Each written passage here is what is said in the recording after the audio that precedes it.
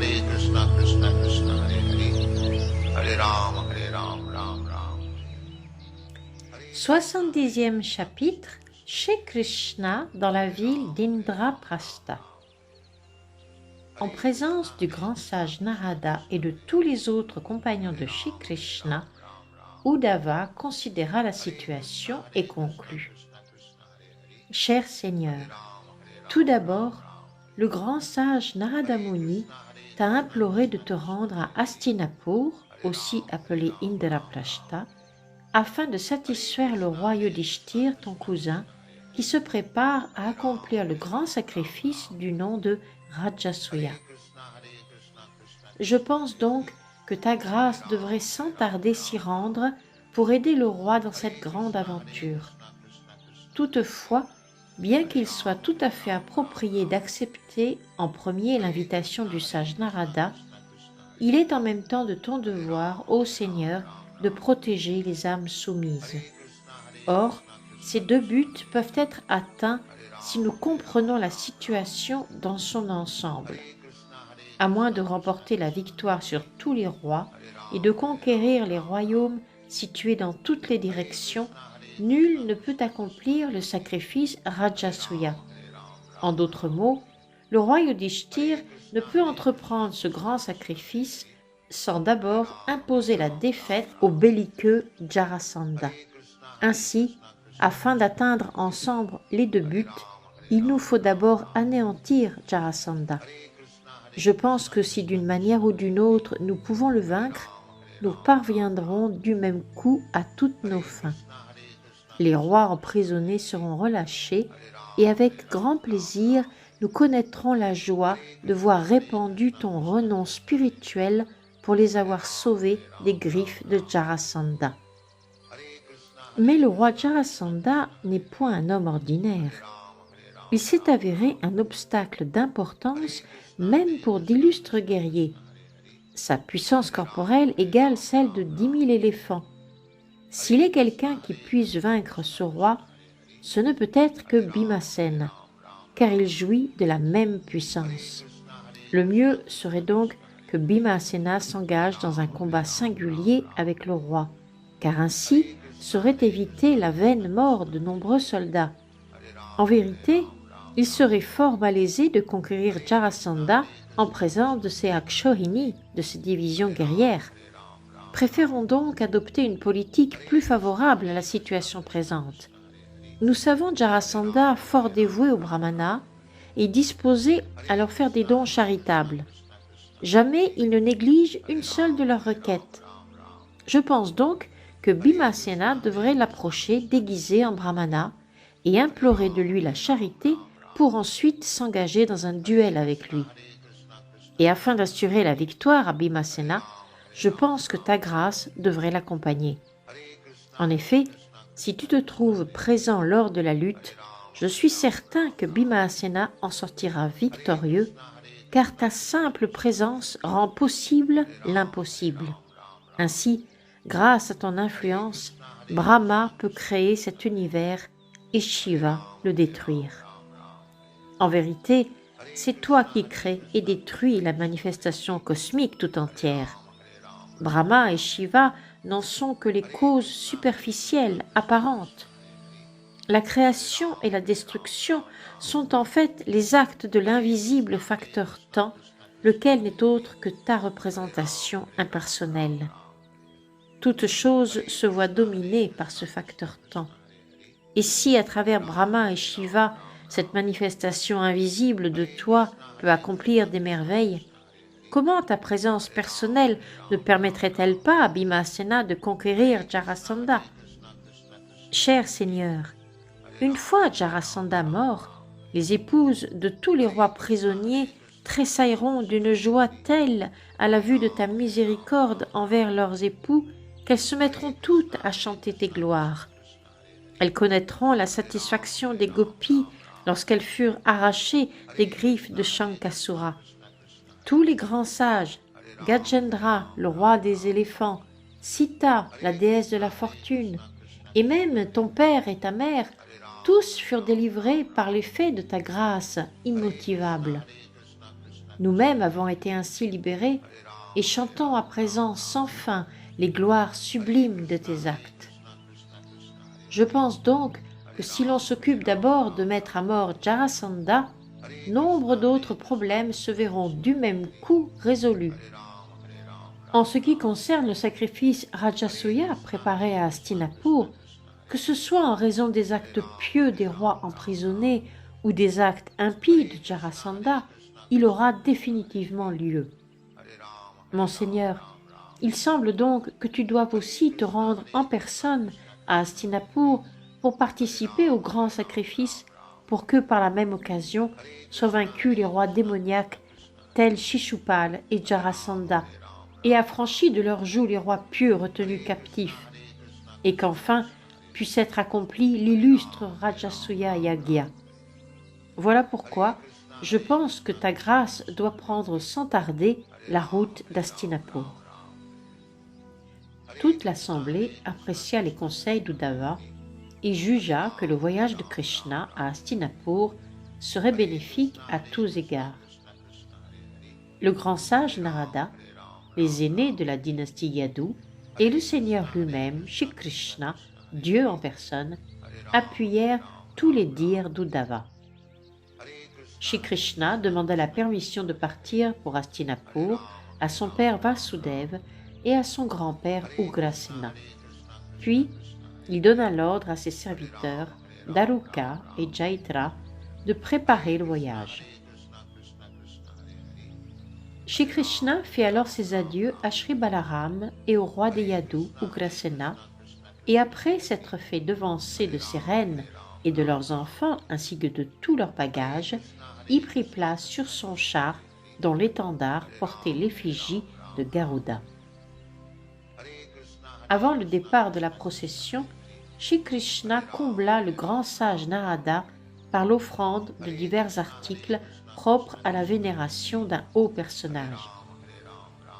Naradaji aurait voulu se prosterner aux pieds par exolotus de Krishna, mais puisque le Seigneur jouait le rôle d'un être humain, il se contenta de lui offrir ses respects dans son fort intérieur.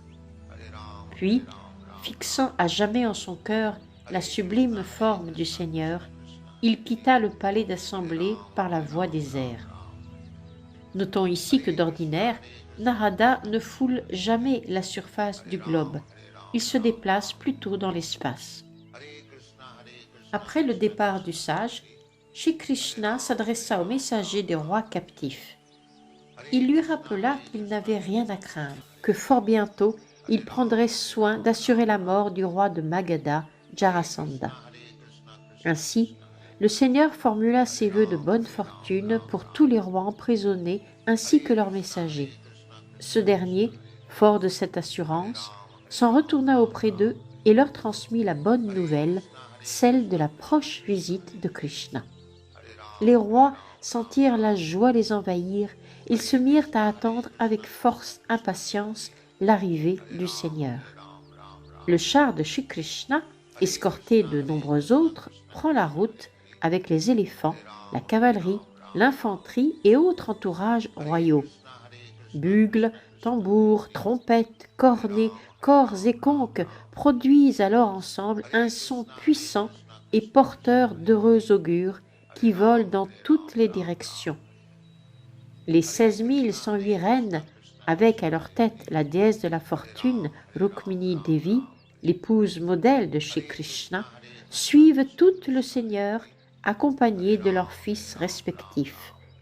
Vêtus de riches habits, parés d'ornements divers, leur corps oint de pulpe de santal, une guirlande de fleurs parfumées à leur cou, elles voyagent sur des palanquins finement décorés de soie, de drapeaux, de garnitures d'or et suivent leur prestigieux époux Shri Krishna.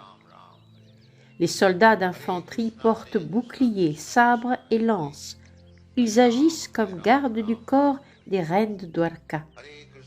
À l'arrière de la colonne suivent les épouses et les enfants de tous les autres membres de l'escorte.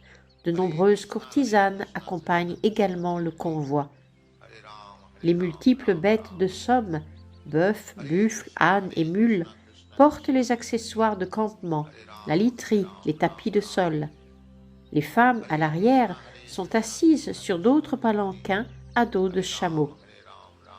Agrémentent ce défilé panoramique les éclats de voix des voyageurs et un vaste déploiement de fanions aux couleurs variées, d'ombrelles et d'éventails, d'armes diverses, d'étoffes, de parures et de couvre-chefs. La caravane, ondulant sous les rayons du soleil, rappelle l'océan avec ses hautes vagues et ses grands sélaciens. C'est ainsi que progresse vers Hastinapur, la nouvelle Delhi, la suite de Shri Krishna, traversant l'un après l'autre les royaumes d'Anarta, la province du Gujarat, de Sovira, Surat, le grand désert du Rajasthan, puis Kurukshetra. Entre ces royaumes, nombre de montagnes, de rivières, de villes et de villages, de pâturages et de mines à ciel ouvert. Le convoi dans sa marche traverse donc tous ces lieux. Sur la route d'Hastinapur, le Seigneur traverse 2 fleuves, le Drishadvati et la Sarasvati. Puis, il passe par la province de Panchala et celle de Matsya. C'est ainsi qu'il parvient enfin à Indraprastha. De voir et d'entendre Dieu, la personne suprême, Shri Krishna, n'est point chose commune. Voilà pourquoi, lorsque le roi Yudhishthir apprend que Shri Krishna est déjà aux portes d'Hastinapur, la capitale de son royaume, il en conçoit une joie telle, une extase si profonde, que tous ses poils se dressent sur son corps. Il sort aussitôt de la ville afin de le recevoir comme il convient. Il ordonne qu'on fasse résonner divers instruments et qu'on entonne différents chants. Et les brahmanas érudits se mettent à réciter d'une voix forte les hymnes des Védas. Shri Krishna est connu sous le nom de Rishikesh, le maître des sens, et le roi Yudhishthir s'avance vers lui pour l'accueillir de l'exacte manière dont les sens entrent au contact de la conscience vitale. Le roi Yudhishthir, cousin aîné de Krishna, lui porte tout naturellement une grande affection. Dès qu'il l'aperçoit, son cœur s'emplit d'une dilection et d'un amour pénétrant, car de nombreux jours se sont écoulés sans qu'il ait vu le Seigneur. Il se dit fortuné à l'extrême de le voir présent devant lui. Ému par un sentiment profond, le roi étreint Shri Krishna à maintes et maintes reprises. La forme éternelle de Shri Krishna, c'est aussi l'éternelle résidence de la déesse de la fortune. Et dès que le roi Yudhishthir eut étreint le Seigneur, il se vit affranchi de toute la souillure de l'existence matérielle. Il ressentit aussitôt une félicité toute spirituelle et se fondit dans un océan de bonheur. Des larmes coulaient de ses yeux et son corps tremblait tant il éprouvait d'extase. Il oublia tout à fait qu'il vivait dans le monde matériel. Puis Bhimasena, le second des Pandavas, sourit et étreint à son tour chez Krishna, pensant à lui comme à son cousin maternel. Lui aussi se fond dans une profonde extase, et lui aussi se voit à tel point comblé par cette extase que s'efface de sa mémoire son existence au sein de la matière. Puis, chez Krishna en personne, étreint les 3 autres Pandavas, Arjuna, Nakula et Sahadev. Les yeux des 3 frères s'inondent de larmes, et Arjuna, ami intime du Seigneur, le serre encore et encore contre lui. Les 2 cadets, après que Shri Krishna les ait étreints, se prosternent à ses pieds pareils au lotus et lui offrent leur respect. Shri Krishna présente ensuite son hommage aux brahmanas présents pour l'occasion, ainsi qu'aux membres aînés de la dynastie Kuru, tels Bhishma, Drona et Dhritarashtra. De nombreux rois venus de diverses provinces, Kuru, Srinjaya, Kekaya, se trouvent également présents, et Shri Krishna échange vœux et respect avec leur majesté. Les conteurs professionnels, tels les Sutta, Magadha et Vandinas, accompagnés par les Brahmanas, entreprennent alors d'offrir leurs respectueuses prières au Seigneur.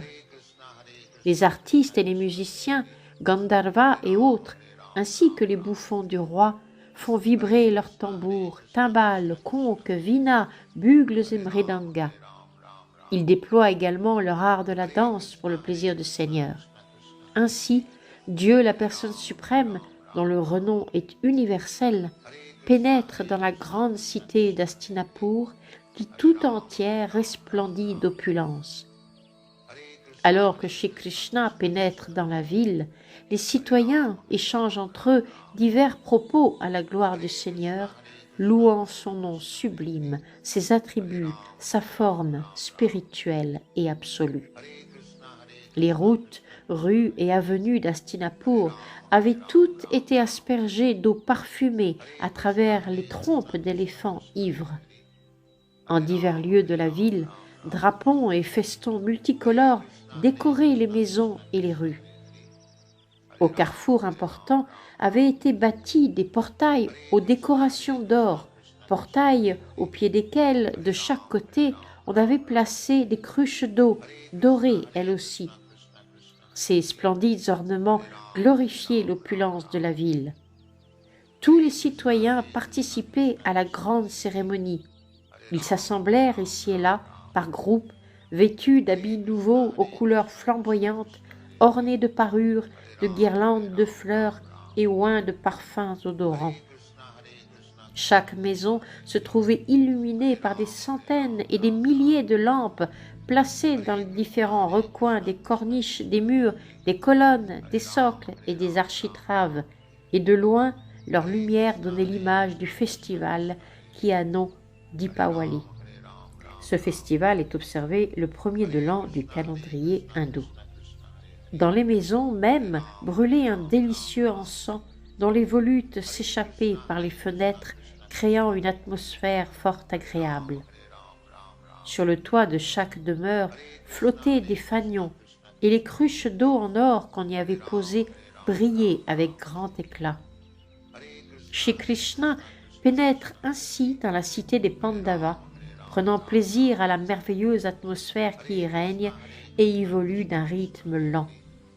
Lorsque les jeunes filles, dans chaque maisonnée, apprennent que Shri Krishna, le seul objet digne de contemplation, défile dans les rues, elles se montrent fort impatientes de le voir, lui, personnage au renom universel. Dans leur course hâtive pour voir le Seigneur, leurs cheveux se défont et leur sari bien drapé devient lâche. Elles abandonnent leurs devoirs ménagers et celles qui se trouvent allongées au lit en compagnie de leurs époux les quittent aussitôt pour descendre dans la rue et voir Shri Krishna.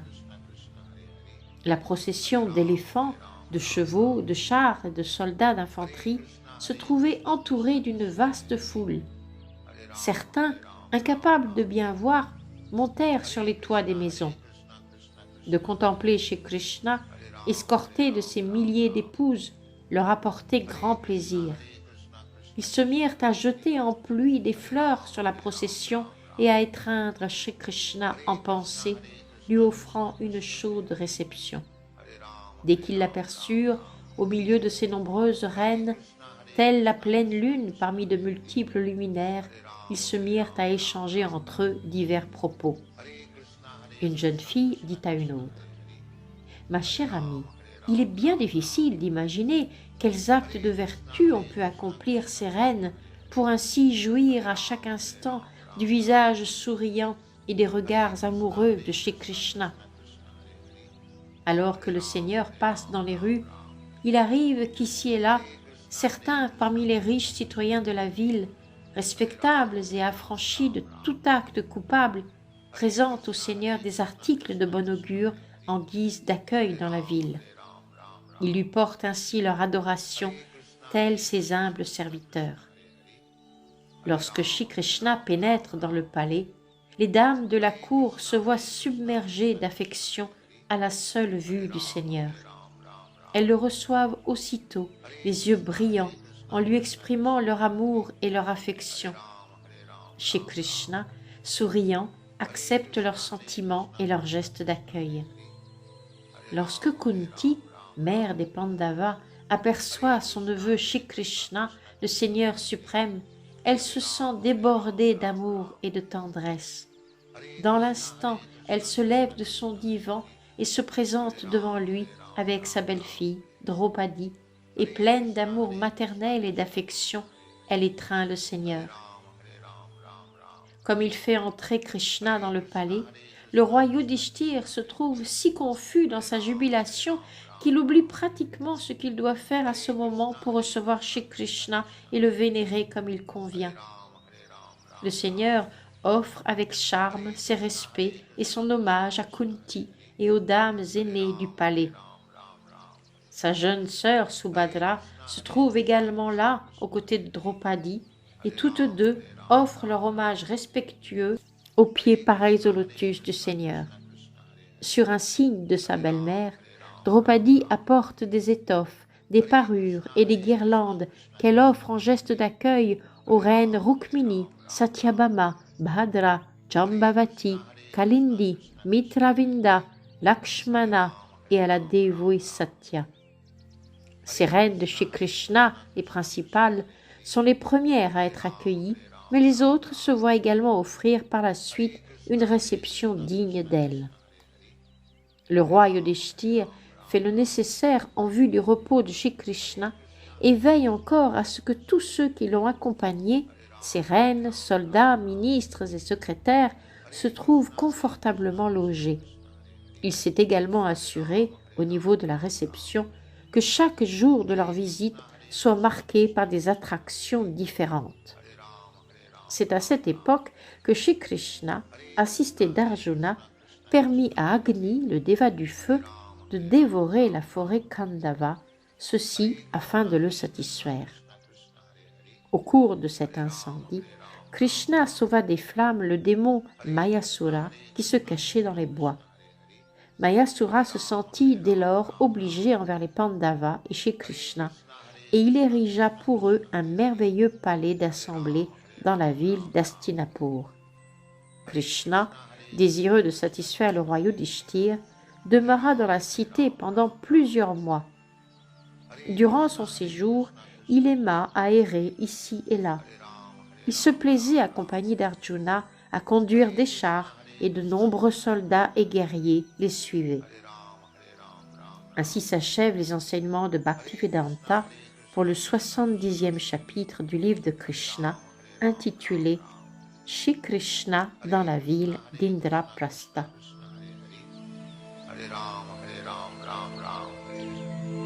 Hare Krishna, Krishna Krishna, Hare Hare. Hare Ram, Ram Ram, Hare Hare. Hare Krishna, Krishna Krishna, Hare Hare. Hare Ram, Ram Ram, Hare Hare. Hare Krishna, Krishna Krishna, Hare Hare.